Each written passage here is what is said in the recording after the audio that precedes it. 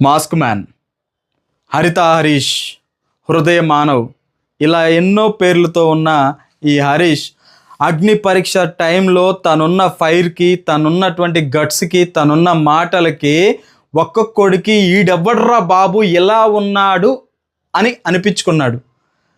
అలాంటి వ్యక్తి హౌస్లోకి పోతే బిగ్ బాస్ ఓ రేంజ్లో ఉంటుందని అనుకున్నారు. కానీ ఏమైంది?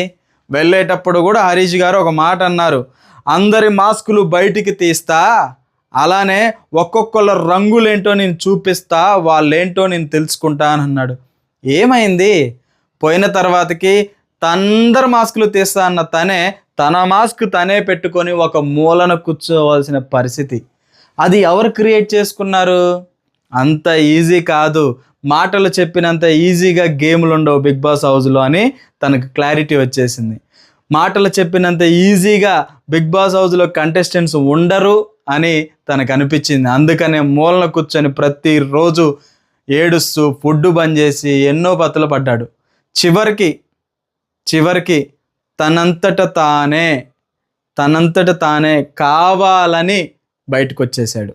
నాకు అనిపించింది అయితే అదే. ఓకేనా? మరి మీకేమనిపించిందో మీరు కామెంట్ చేయండి.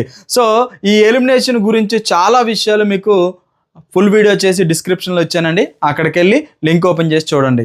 చాలా అంటే చాలా బాగుంటుంది వీడియో. హరిత హరీష్ గురించి చాలా విషయాలు చెప్పాను.